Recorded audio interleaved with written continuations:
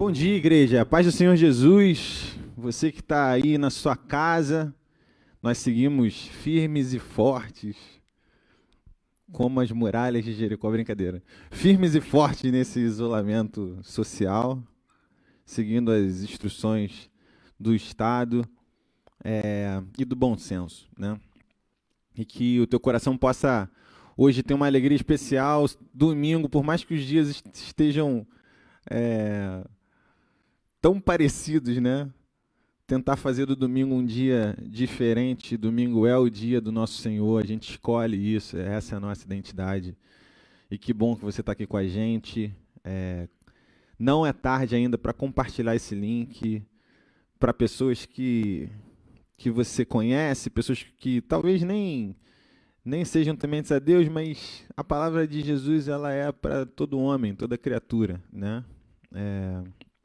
E é muito bom, de forma tão prática, poder compartilhar algo que pode abençoar a vida de alguém que você gosta. Beleza? Nós somos da Igreja Presbiteriana de Jacarepaguá. Se você nunca veio aqui, em breve você virá e vai ser um prazer te receber. A gente está aqui num templo vazio, com poucas pessoas, todo mundo mantendo o seu cuidado. A galera do louvor já botou sua máscarazinha. E a gente está aqui na nossa organização para enviar a palavra de Jesus para lugares que a gente nem imagina. E nesse compartilhamento você é importante. Hoje eu quero falar coisas legais sobre Jesus. Hoje eu quero falar parte da boa nova de Jesus para nós. E se a gente na cadeira aí não se distraia, não sei se aí na sua casa está todo mundo, está sozinho, está no quarto, está na sala, já tem gente mexendo na cozinha. Tenta organizar um pouco para a gente focar na palavra de Deus e extrair coisas boas para a nossa vida. Eu vou ler, o texto está em Mateus capítulo 6,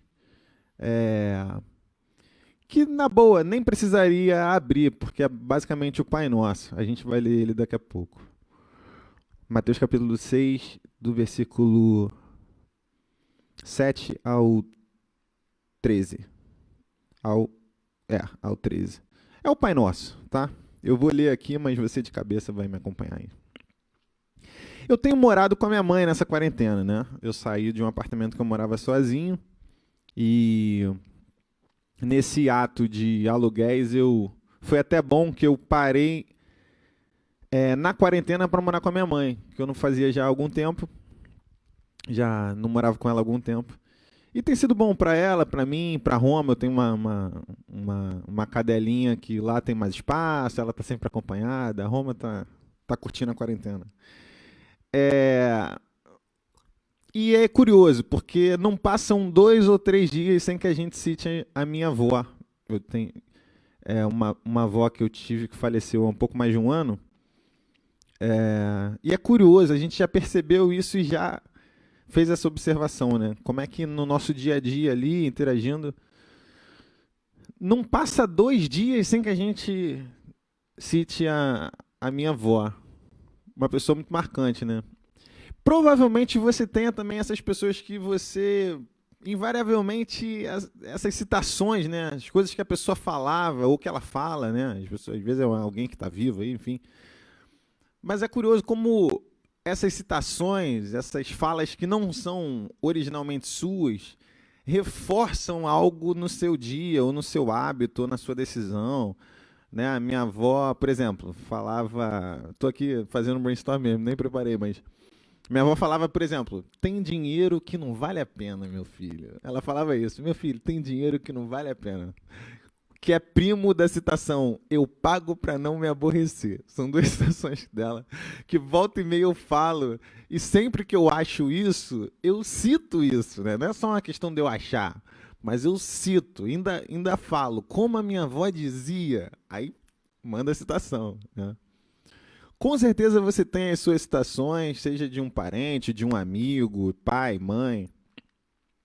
Às vezes até filho, né? Às vezes uma criança fala um negócio interessante que vira ali quase uma gíria na família. Isso é muito comum nas nossas casas, né? Na nossa vida. E não poderia ser diferente as citações que aí são citações mais robustas, né? Citações da palavra de Deus. né? Você citar um texto. Eu gosto de pensar que nós podemos ter uma pasta cheia de coisas, cheia de versículos chaves, cheia de histórias chaves, ideias básicas ali, que a gente lança a mão daquilo para responder à dinâmica da nossa vida, sabe? Você está ali, tem uma coisa bem decoradinha mesmo, bem que você está familiarizado e no momento de dificuldade você vai naquele salmo, você vai naquela história, você vai naquele episódio, você vai naquela fala de Jesus e responde à dinâmica da vida e responde a uma dúvida, uma angústia ou alguma coisa que se levanta, alguma palavra que não é originalmente sua, mas vem né, como uma luva e te reforça e valida e legitima e te encoraja em frente naquilo que você crê.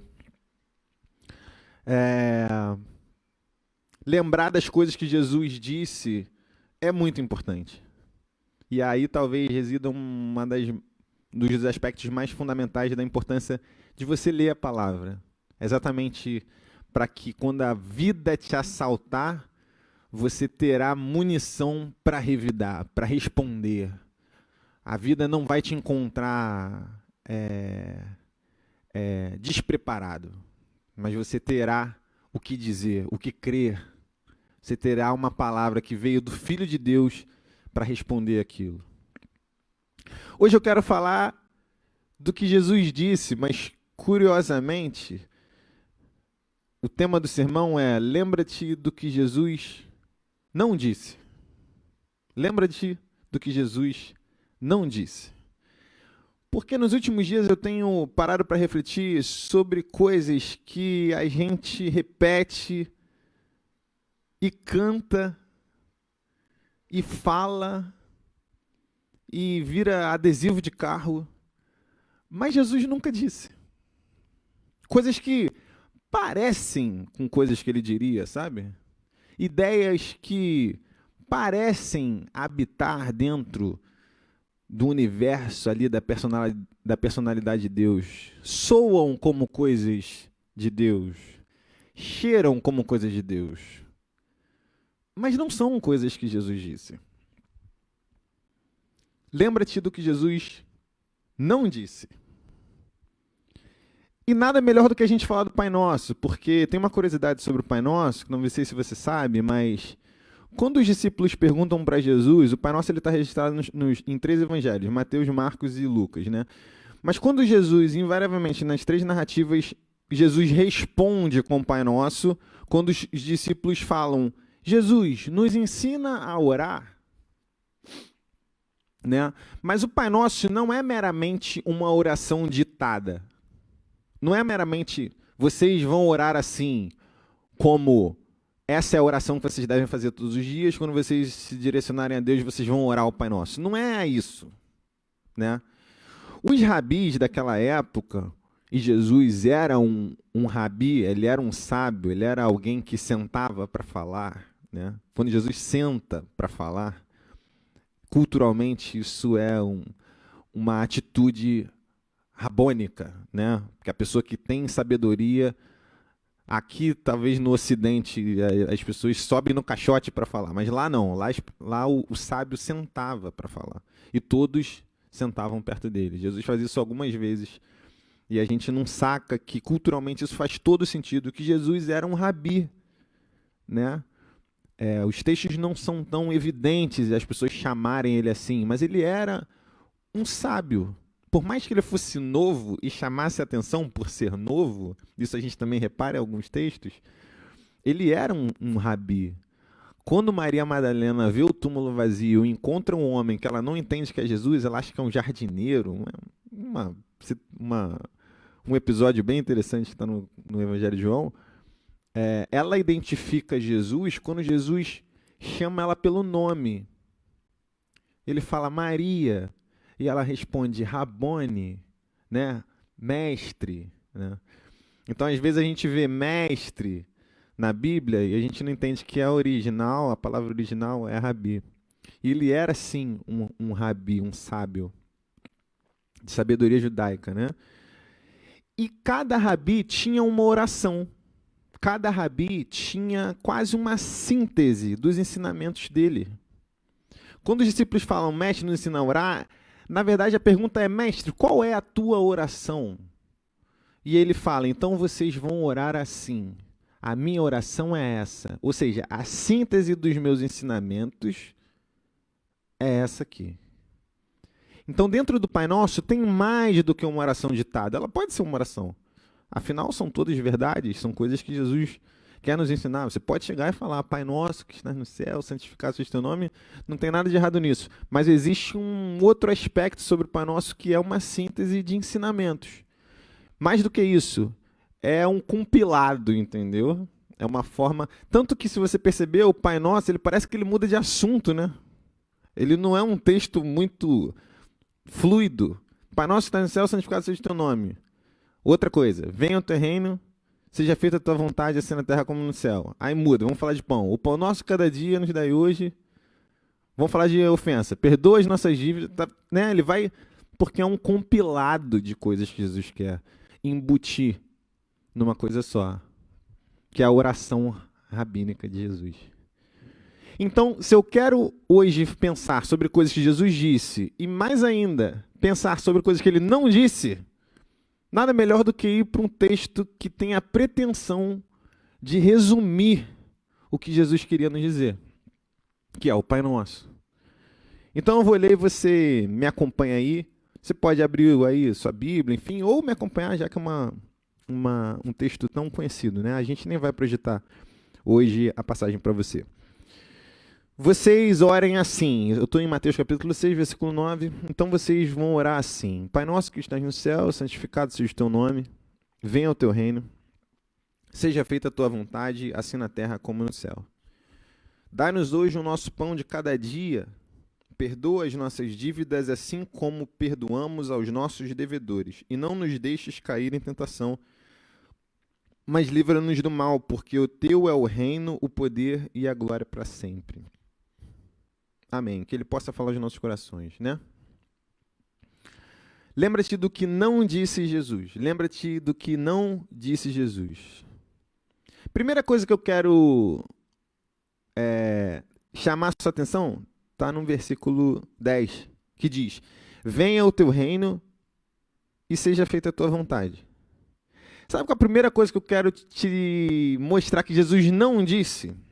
Jesus não disse que a nossa vontade seria feita na terra. Jesus não disse isso. Jesus disse que a vontade do Pai seria feita na terra.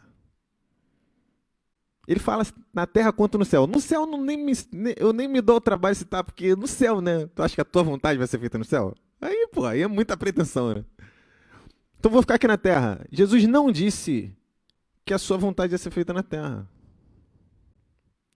Pode ser que você, que crê em Deus, e crê em Jesus, e lê a Bíblia, e ora, e glória a Deus por isso, mas você já desenvolveu ali uma filosofia evangélica ali, que essa fala minha nem te... isso eu sei, pô. A vontade de Deus, ela é soberana, né? Só que eu te desafio a permanecer nessa ideia. Deixar que ela entre. Deixar que ela vá para o teu íntimo. Jesus não disse que a nossa vontade seria feita na terra.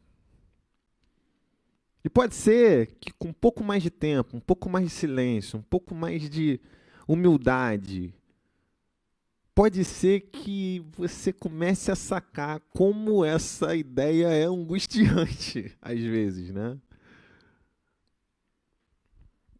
Na terça-feira, a gente estava no nosso PG, que é uma parada aqui que a galera da igreja faz, que são pequenos grupos, por isso que é PG, pequeno grupo. E a gente, na quarentena, está fazendo à distância. E eu estava lá com alguns amigos, falando mais ou menos disso aqui. E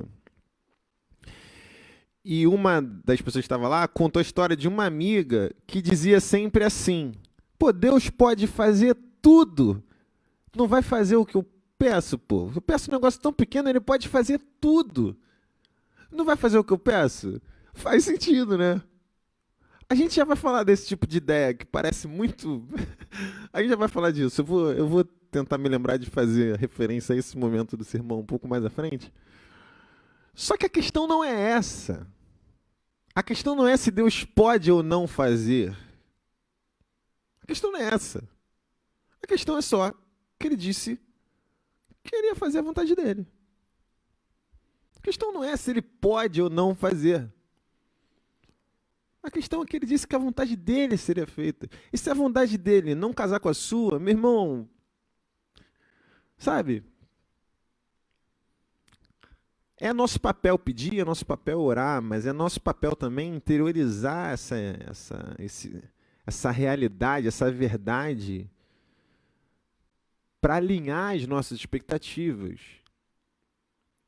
Porque expectativas desalinhadas semeiam frustrações. E frustrações semeiam rancor. E rancor semeia distanciamento de Deus.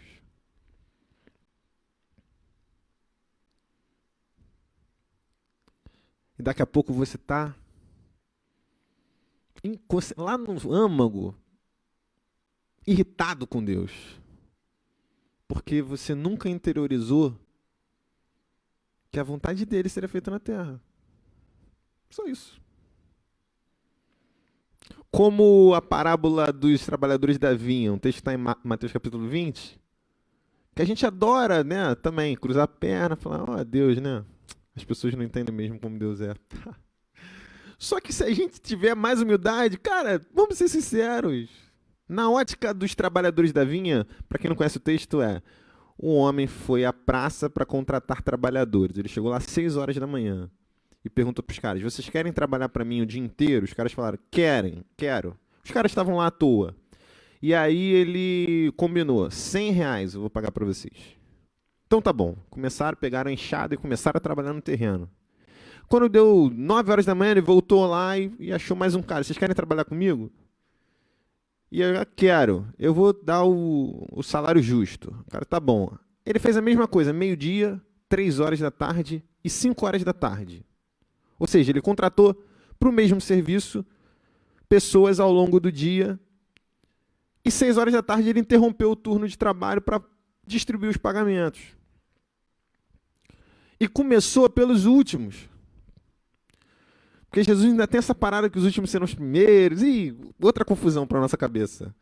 Mas ele começou pelos últimos e pagou R$100. Aí o cara que estava lá de manhã, ele falou, pô, se ele pagou pro cara que chegou 5 da tarde R$100, pô, eu não vou ganhar R$100, né? Tô aqui desde 6 horas da manhã. E o texto diz que Jesus pagou R$100 para todo mundo. Porque a vontade dele é feita na terra. A vontade dele é feita na terra. Que mais a gente... né? É bom lembrar que Jesus não disse que a nossa vontade seria feita. Jesus não disse que a nossa vontade seria feita. Sabe qual é a outra coisa que Jesus... Eu vou dar boas notícias também, tá, gente? Tudo bem, a gente começou de forma um pouco truculenta, mas eu vou dar boas notícias também. Jesus tem a nos dizer muitas coisas boas. Deus é muito bom com a gente, muito, muito bom com a gente. Mas estamos aqui no exercício de extrair verdades dele, de extrair ensinamentos dele, de extrair um passo a mais na direção dele, né? A segunda coisa que eu quero chamar a atenção, baseado no texto do Pai Nosso, e te mostrar que Jesus não disse, está no versículo 11, que diz assim, dai-nos hoje o nosso pão de cada dia. Sabe o que é a segunda coisa que Jesus não disse? Que ele nos daria o pão do mês. Ele não disse que nos daria o pão para o ano de 2020. Para a temporada. Para esta época. Ele não prometeu nada além do agora. Do hoje. Jesus não apontou para o futuro. Jesus não revelou o que virá. Porque, gente, O Deus da Bíblia é um só, tá? O Deus da Bíblia é um só. O Deus de Adão é o pai de Jesus. O Deus de Noé é o pai de Jesus. O Deus do Egito é o pai de Jesus. E lá, quando o pai de Jesus tira o povo cativo do Egito, o pai de Jesus faz o povo de Israel andar no deserto. E aí o pai de Jesus ensina o povo de Israel, lá no deserto, algumas coisas. E tem uma coisa que eu não me canso de falar dela, que é o maná. O pai de Jesus teve uma ideia: eu vou alimentar meu povo todo dia. O pai de Jesus não poderia pegar o povo de Israel e fazer chover uma parada, um dia, que matasse a fome deles por 40 anos? O pai de Jesus não poderia fazer isso? Lembrando lá da amiga da minha amiga. Se ele pode todas as coisas, claro que ele podia.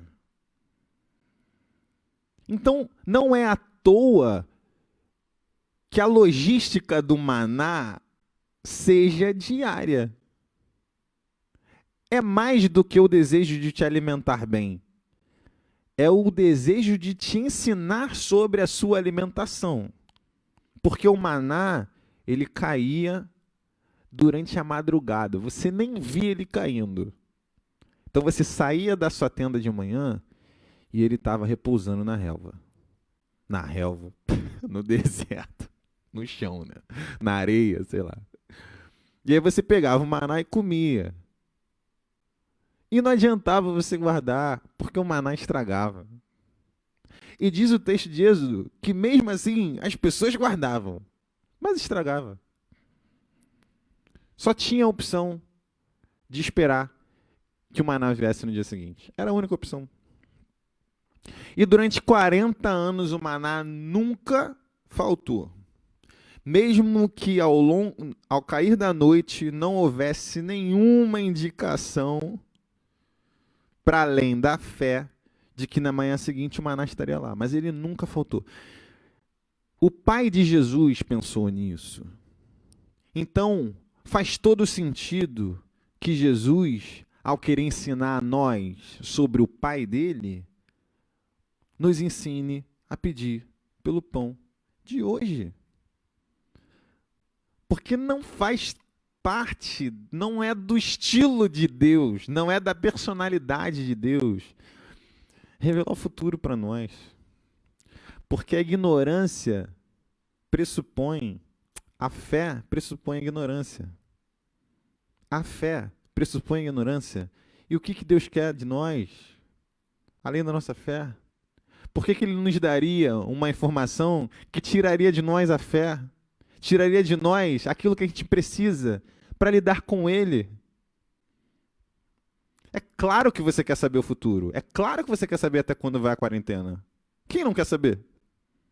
Até os doutores de Harvard que escrevem coisas que a gente acha que eles têm super certeza. Ninguém sabe.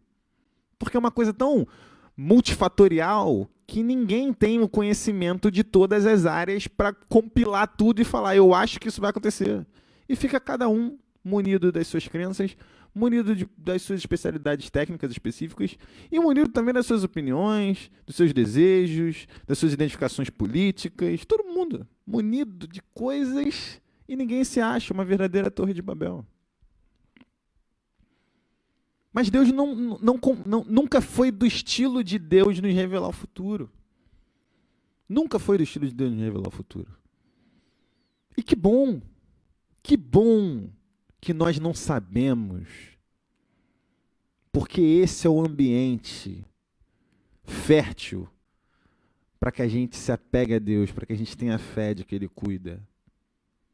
Espero que aí na sua casa você esteja falando amém, porque é isso que está no meu coração. Ele nunca nos negou o pão de cada dia. O maná nunca faltou. Então, se você está pedindo coisas além do maná, de novo, alinhe as suas expectativas, porque expectativas desalinhadas nos conduzem a frustrações, frustrações nos conduzem a rancor, e rancor nos conduz a distanciamento. Não se distancie de Deus pela nossa ignorância, por faltar observação à palavra. Não se distancie de Deus. Se aproxime de Deus, pedindo a Ele o maná. E perceba como Ele tem sido providente no maná. Perceba como Ele tem sido providente no pão de cada dia. Perceba. Viu? É ruim, mas é bom, né? É uma fala ruim, mas é boa. Porque Deus é bom. Deus é bom. É ruim quando a gente está no lugar errado. Quando a gente vem para o lugar certo, vira uma fala super boa. Porque Deus é muito bom com a gente. Deus é muito bom. E eu poderia, inclusive, falar que o pão, na verdade, é Ele, que é o pão da vida, mas isso eu vou deixar para você. João capítulo 6. Pode ler com todo carinho. João capítulo 6. Tudo que Jesus fala lá. Ele é o pão da vida. A gente tem que comer dele, tem que beber dele. Mas Ele nunca nos fez faltar um maná. Nunca. E não fará. Não fará. Eu creio. Espero que você creia comigo. E a terceira e última coisa que eu quero destacar do texto do Pai Nosso, e te lembrar que Jesus não disse, essa é a cereja do bolo. Está no versículo 13. Eu pulei as nossas dívidas, tá? E estou indo para o versículo 13 que diz: e não nos deixes cair em tentação, mas livra-nos do mal. Não nos deixes cair em tentação, mas livra-nos do mal. Sabe a terceira coisa que Jesus não disse? Jesus não disse que a gente não teria contato com tentações e não disse que a gente não teria contato com o mal. Não disse isso. Jesus disse que a gente teria condições de não cair em tentação e Ele nos prometeu nos livrar do mal. Mas Ele não nos disse que a gente não teria contato com tentações e Ele não nos disse que a gente não teria contato com o mal. E esse mal, no original grego, é sinônimo de maligno.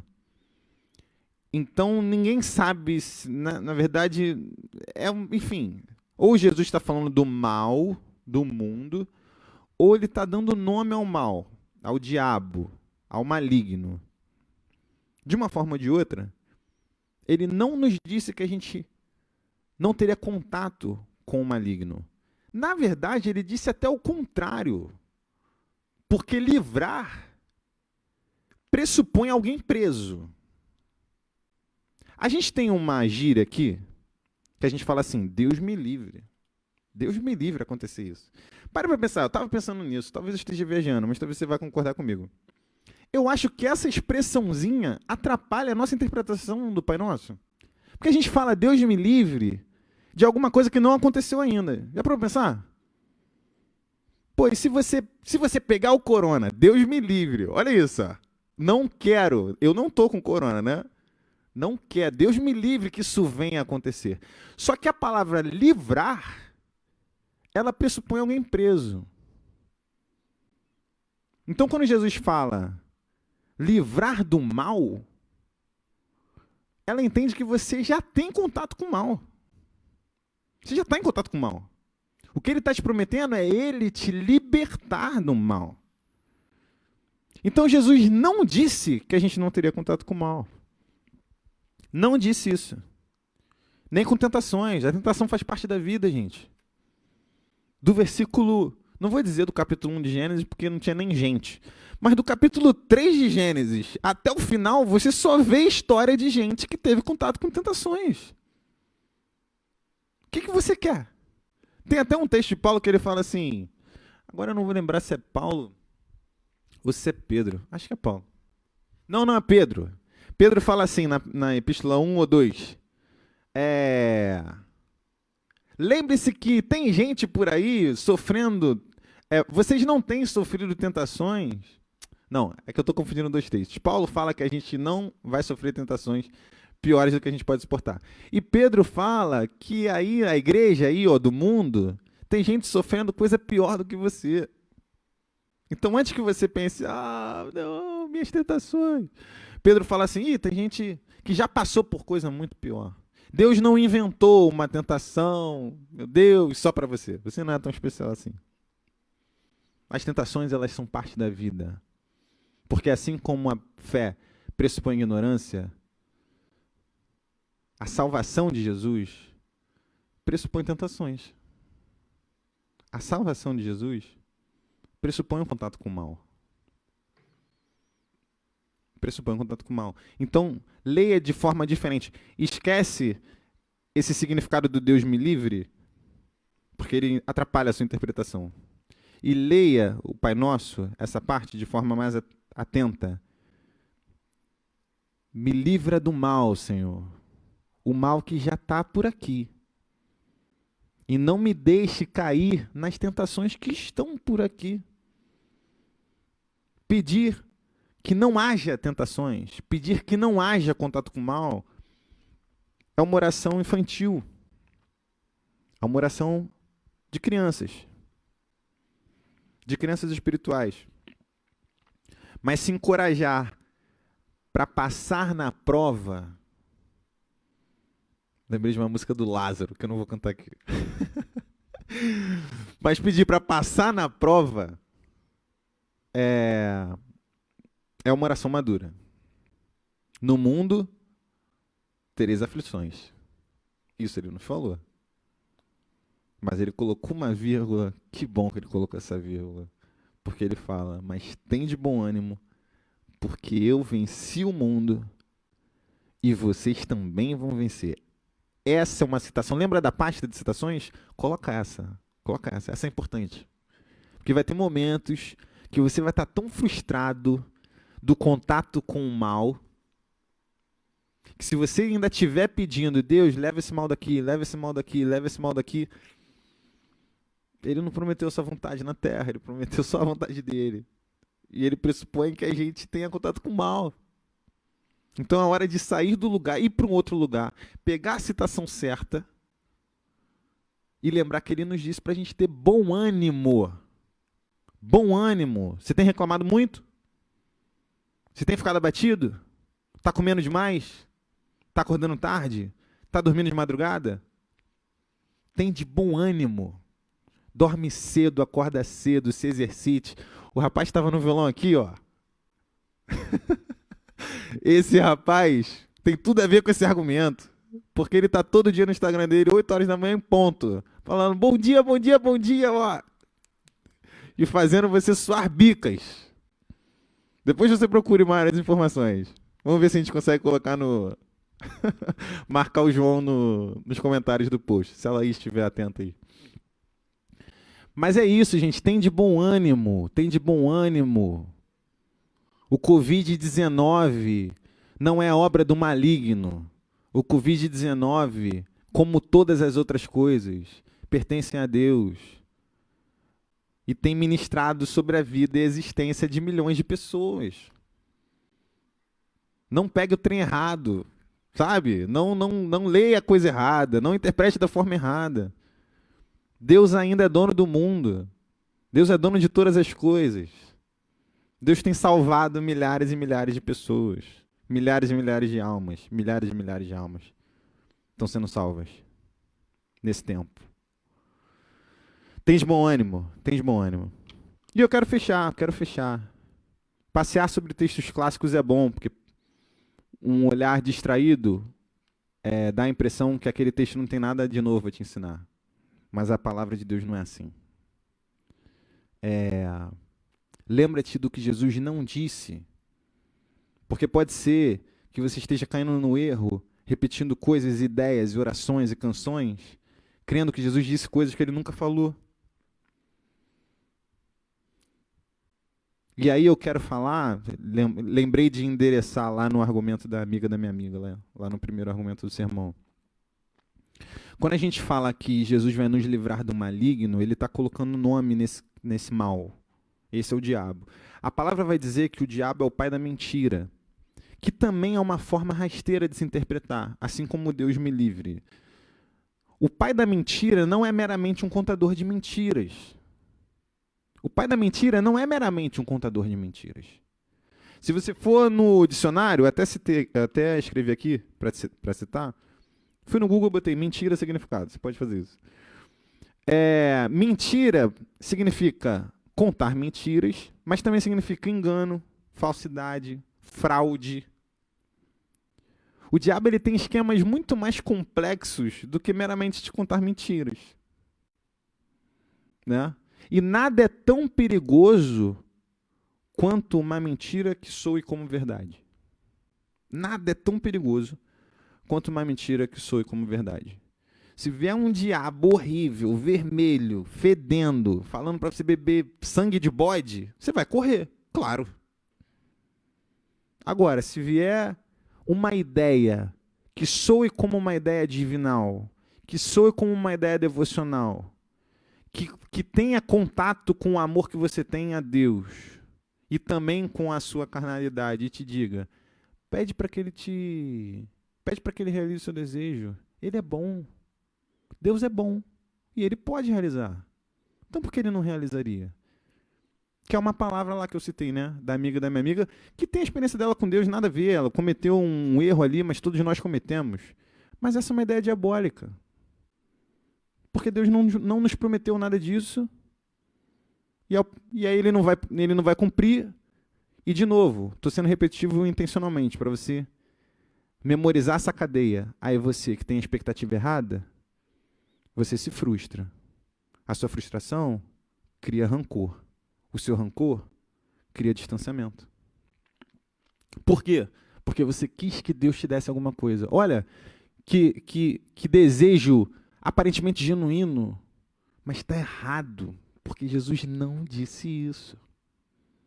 Então vamos com ânimo olhar para o que Jesus não disse e olhar para o que Jesus disse, porque as coisas que ele disse são mais do que suficientes para deixar a nossa caixa de ferramentas cheia das ferramentas que a gente precisa para lidar com a vida, seja qual época, seja qual tempo, seja qual conta bancária, seja qual laudo médico, seja qualquer situação, a nossa caixa de ferramentas está sempre cheia, porque Jesus se sacrificou por nós, isso não é pouca coisa. Né? Entender o que Jesus não disse é quase tão importante quanto lembrar o que ele disse. Não vou dizer que é tão importante porque não é, né? Lembrar o que Jesus disse é algo muito valioso. Mas lembrar do que ele não disse, entender o que ele não disse é quase tão importante quanto lembrar o que ele disse. E lembrar o que ele disse no passado, e boa parte disso está registrado na palavra, mas tem uma parte disso que não está na palavra, mas está na tua história, de experiência que você teve. E lembrar o que ele disse e fez é tão importante quanto a expectativa de ouvir coisas novas. Tão importante quanto. Às vezes você quer tanto ouvir um negócio, pô, Deus fala, revela. Cara, ele já falou tanta coisa maravilhosa semana passada, 10 dias atrás, ano passado. Fez um milagre na vida da sua mãe.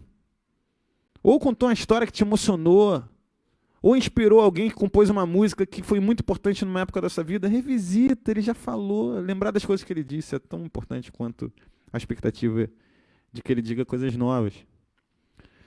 E, finalmente, entregar tristeza, angústia, ansiedade, dificuldade, frustração. Essa eu vou arriscar dizer, é mais importante entregar esses sentimentos do que as nossas alegrias. É muito importante entregar nossas alegrias e celebrar a Deus e ser grato. Mas Deus, ele tem um esquema com o deserto que ele muda a nossa história. Então não fuja do deserto. Convide o deserto para entrar. E abasteça o deserto da tua verdade que vem do céu. Entregue a ele a sua frustração, entregue a ele a sua ansiedade, entregue a ele as suas angústias. Porque é mais importante entregar essas coisas do que até mesmo entregar alegrias.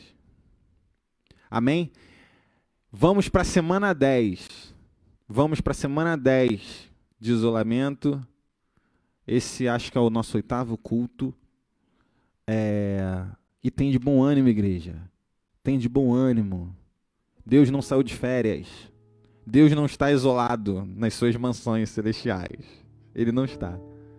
Deus continua em todos os lugares. Todas as ruas esvaziadas, Ele está lá. Todo hospital cheio, Ele está lá. Infelizmente, no cemitério onde as pessoas têm ido enterrar pessoas falecidas, Ele está lá consolando também.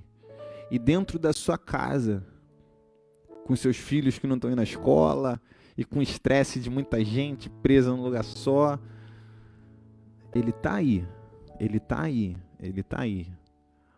calibra o teu olhar, calibra o teu entendimento, calibra a sua atenção, calibra a tua espiritualidade.